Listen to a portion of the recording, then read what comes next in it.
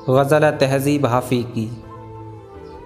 अब उस जानिब से इस कसरत से तोहफ़े आ रहे हैं, अब उस जानिब से इस कसरत से तोहफ़े आ रहे हैं कि हम घर में नई अलमारियाँ बनवा रहे हैं।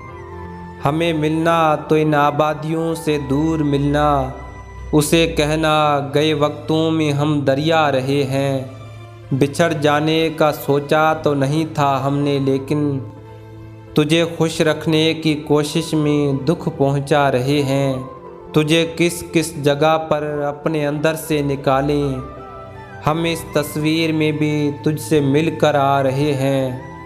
हज़ारों लोग उसको चाहते होंगे, हमें क्या कि हम उस गीत में से अपना हिस्सा गा रहे हैं।